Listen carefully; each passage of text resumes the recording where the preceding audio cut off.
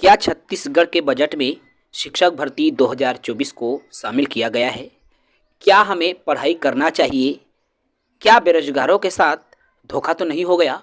ये सवाल है। लगातार कमेंट आ रहे हैं कि छत्तीसगढ़ बजट जब निकाला गया तो शिक्षक भर्ती का कोई भी जिक्र नहीं किया गया है। साथियों, सबसे पहले हम बजट पर एक नज़र डालते हैं, तब हमें चीज़ें साफ तौर पर स्पष्ट नज़र आएंगी। यहाँ इस पेपर कटिंग पर आप जरा गौर फरमाइएगा। स्कूल शिक्षा विभाग की यहाँ बात की जा रही है। स्कूल शिक्षा विभाग में 21,489 करोड़ रुपए का बजट का प्रावधान रखा गया है, आप देख पा रहे होंगे। और मैं यहाँ पर खर्च की बात करूँ तो समग्र शिक्षा में 1500 करोड़ खर्च किया जाना है।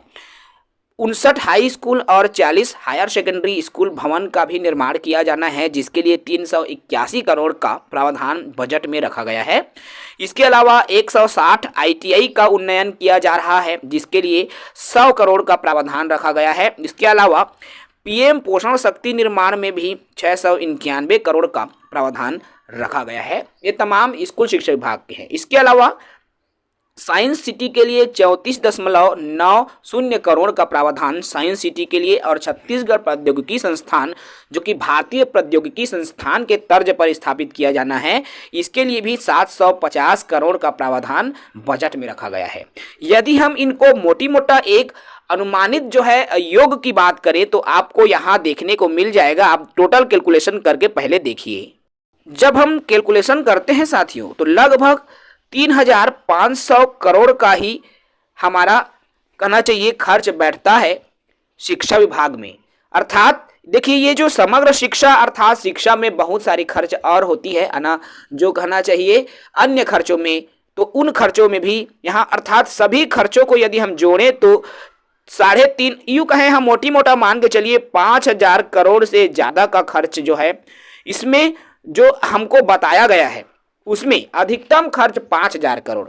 और हमारे बजट में कितने का प्रावधान है उसको भी आप एक बार एक नज़र डालिए। स्कूल शिक्षा के बजट में 21,489 करोड़, कितना है भाई? 21,489 करोड़ के इस बजट में शिक्षा विभाग के लिए जो बजट आया हुआ है, इसमें से केवल जो है 5,000 करोड़ की ही आंकड़ा हमको प्राप्त हो रहा है। तो अब यहाँ पर सोचिए विचारिए, 16,000 करोड़ आखिर किसके लिए है? 16 से 17,000 करोड़ आखिर किसके लिए निकाला गया है?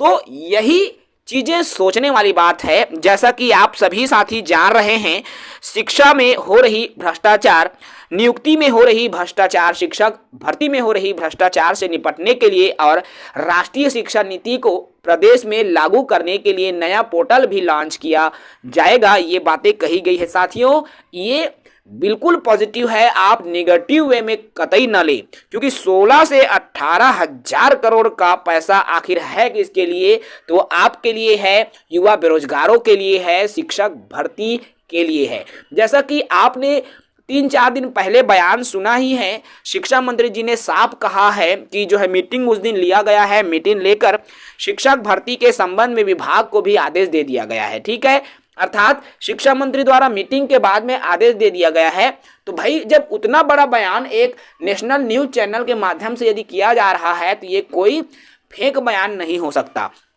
और उसको हम इस बजट से जोड़ करके देखें तो 16 से 18,000 करोड़ आखिर ये बजट में शामिल है। क्यों, किसके लिए शामिल है? आखिर भवन निर्माण से संबंधित कार्य तो इससे पूर्ण हो ही रही है। तो यही चीज़ें हैं जो कि हमारे लिए हैं, जिसको हम नज़रअंदाज कर रहे हैं या ध्यान नहीं दे पा रहे हैं, या हमारे मन में एक निगेटिविटी आ गई है। साथियों, आप पॉजिटिव रहें, पॉजिटिव वे में रहें और अपनी तैयारी भी करते रहें। देखिए, मैं ये नहीं कहता कि प्रयास नहीं करें, प्रयास ही आपको भर्ती देगा। मैं आपको बता दूं, आप सोचते हैं कि टेलीग्राम में, व्हाट्सएप ग्रुप में यदि आप तर्क वितर्क करते रहेंगे, अनावश्यक मैसेज करते रहेंगे तो शिक्षक भर्ती आ जाएंगी। अगर ये हम सोचते भी हैं तो ये हमारे लिए गलत सोच होंगी।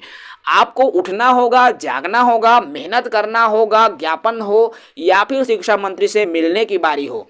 जब तक आप जो है कुछ करेंगे नहीं तब तक भर्ती नहीं आएंगी। बजट में भले ही प्रावधान रखा गया है, लेकिन आपको मैं एक बात ये भी बता दूं साथियों, बजट कोई एक महीने का नहीं होता, बजट पूरे एक साल का ब्यौरा देता है। और जरूरी नहीं है कि भाई भर्ती अभी आ जाए।